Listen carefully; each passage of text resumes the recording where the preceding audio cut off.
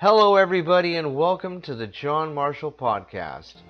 If you're new to the channel, please remember to like and subscribe and go ahead and smack that bell to be notified of future upcoming videos. My first guest is a professional magician, mentalist, human resource professional, author, a speaker, and a mind reader. Please prepare to have your minds blown by the one and only David Dellman. David, welcome to the podcast. Thank you so much. So, David, what was it that originally inspired you to want to become a professional magician? And who were some of your biggest influences growing up? My first influence was my father.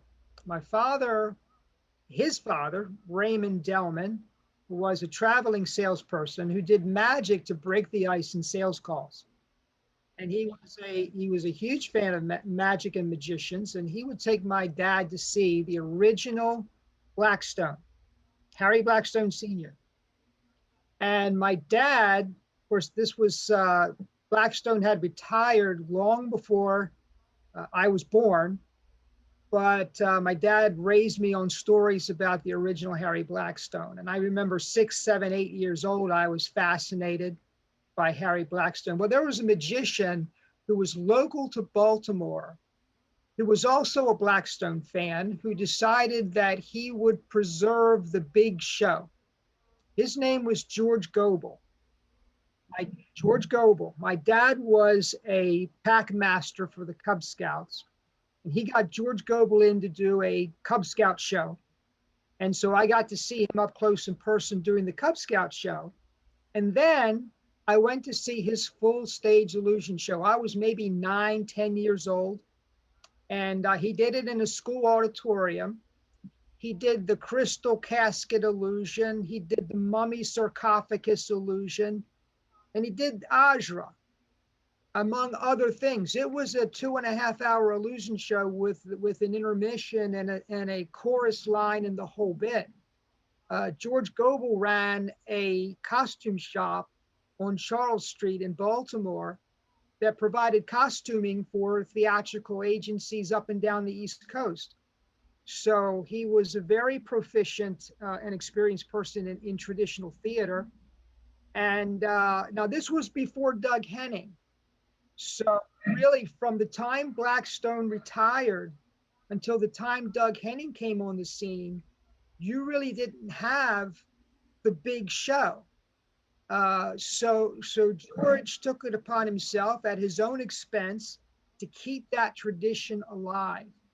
And he never made money, but he provided the experience, the live experience of the big grand illusion show, which I think everybody needs.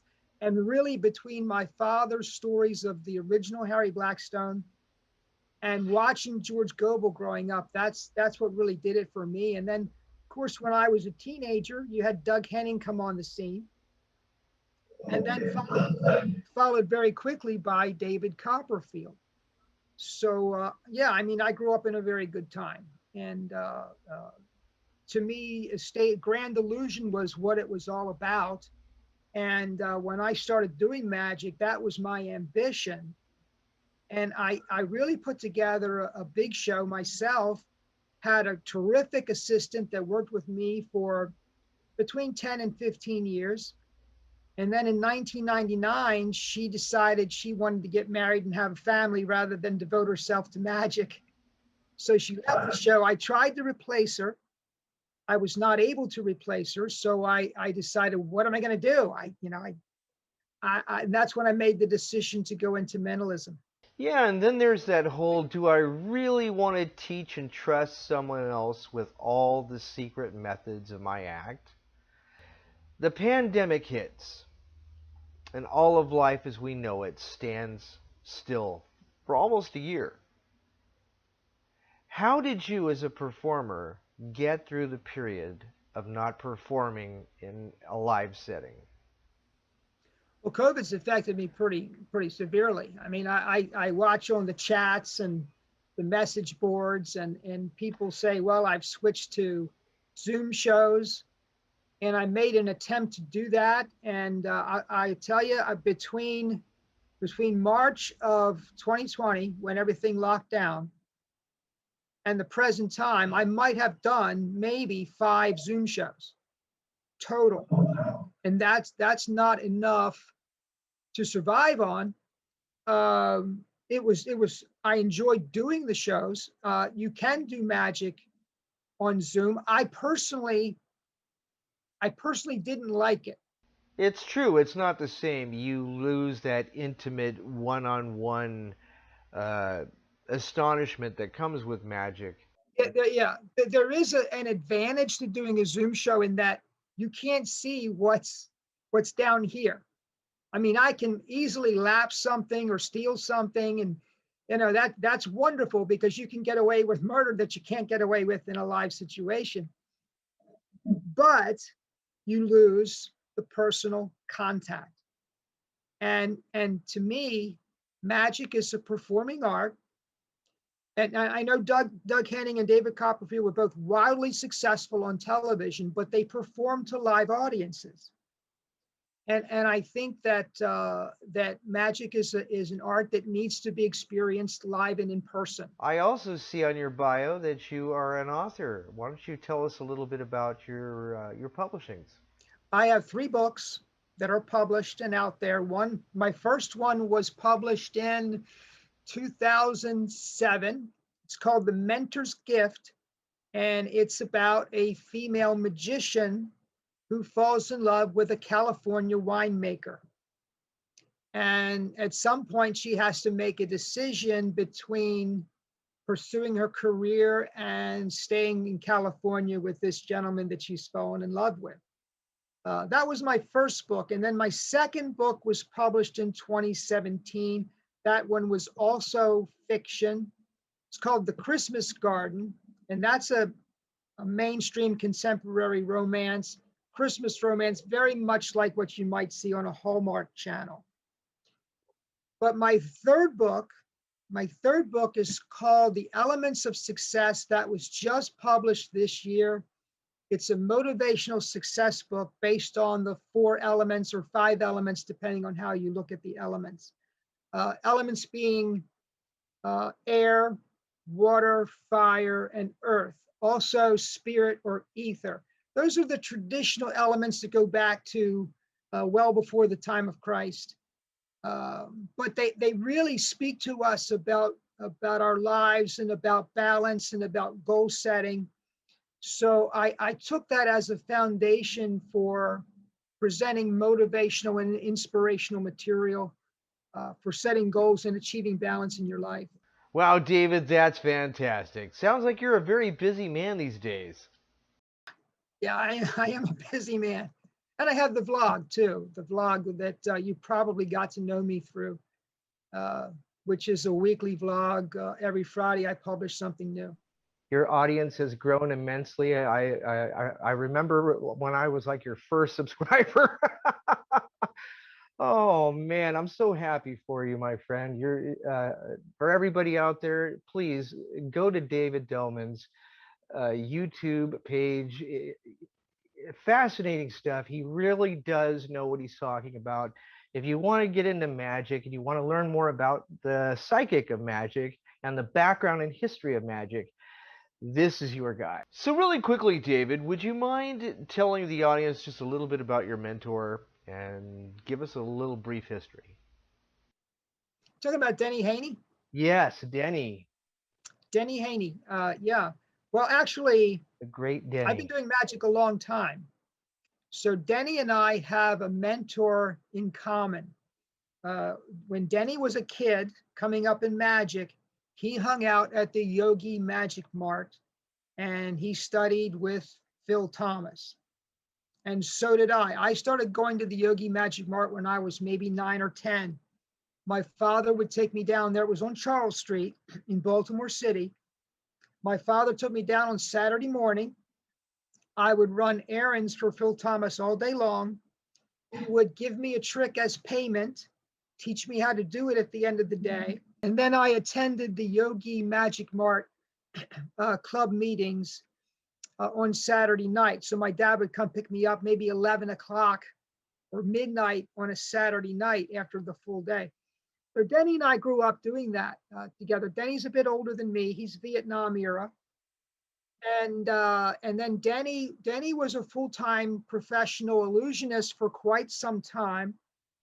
And I knew him before he was a dealer. So he and I spent a lot of time together. He had recorded every David Copperfield special and every Doug Henning special on VHS. So he and I would get together. This was before he was a dealer, and we would watch these videos and talk about them and critique them. And then at one point he started saying, "Hey, no, I got this extra magic over here. Would you like something?" And so I would buy rare, antique, used magic from Denny. He started doing that for some other people, and before you know it, he's got the Denny and Lee Magic Studio, which originally was in Essex, later moved to the Golden Ring area. But he really became, I would say, my primary mentor. I spent an enormous amount of time with Denny. Now, Scott Alexander, who is a professional illusionist today, has compiled a book about Denny, and it's limited edition, but you can still pick it up, and it's really got a lot of Denny's wit and wisdom inside of it. Now Denny published, and I believe this is part of the book that Scott Alexander put together, but along the line, Denny published a series of lecture notes about the business of magic. And it was tremendous. I mean, if you want to earn money, whether or not you want to make a living, if you want to do magic professionally or semi-professionally, those notes are really valuable. He goes into what works and what doesn't work as far as magic presentation, and he goes into how to market and sell. Now, one of the things he used to advocate was yellow page marketing, which of course you don't do anymore. There is no yellow pages. Now it's your Google standing and that sort of thing. But the principles are the same. And one of the things that Denny taught me, and it's easy to let this go over your head, you know, when you hear this. But Denny said, you need to have your kids' show together in a suitcase table, and you need to have your adult show together in a suitcase table, and they need to be, and whatever other shows you're doing, you need to have them together and fully rehearsed and ready to go. The reason that's so important is when you're doing your marketing and you're doing your sales calls and you've got all of your information out there in the marketplace, you're going to get the call. And what you don't want to have to do is say, wait a minute, let me rehearse. You know, you got to be ready to go. And that's something that Denny drilled into those people that look to him for counsel and leadership. Mentors mean a lot to us as budding magicians. Well, unfortunately, I didn't get to know Denny Haney that well.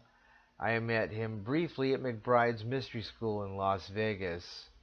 And, yeah, Denny had a fantastic sense of humor.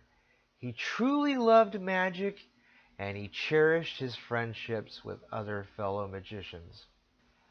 Lately, I've been reading a lot of books written by one of my magic mentors, the late Eugene Berger, recently, and this is Mastering the Art of Magic.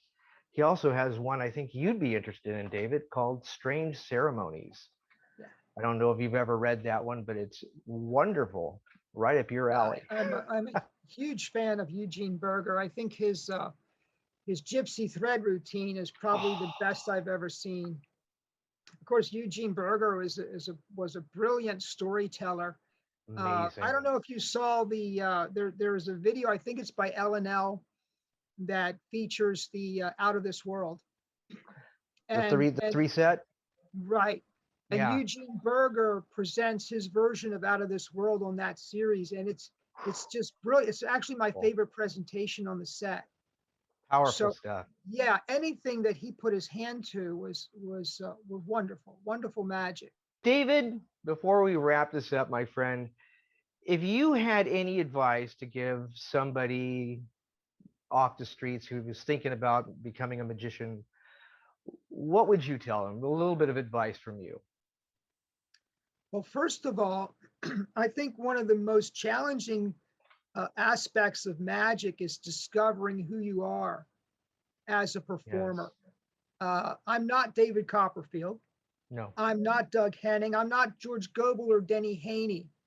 So the first thing is to discover who you are. And by that, I mean, what is your personality?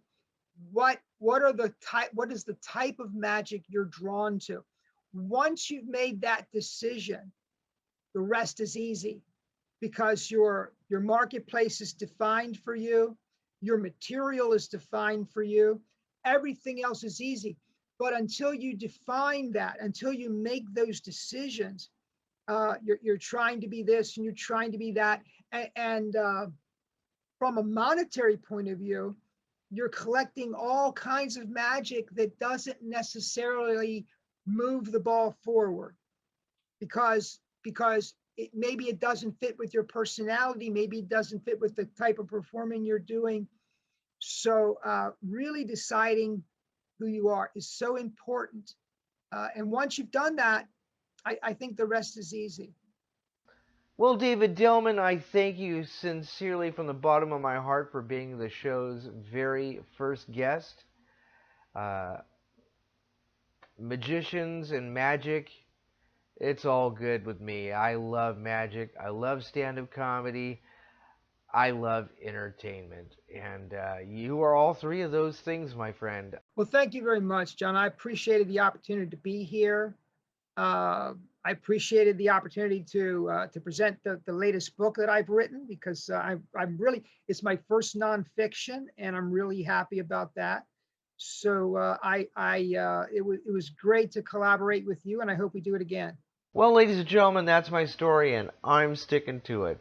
I'm John Marshall. Till the very next time that we meet. God bless you.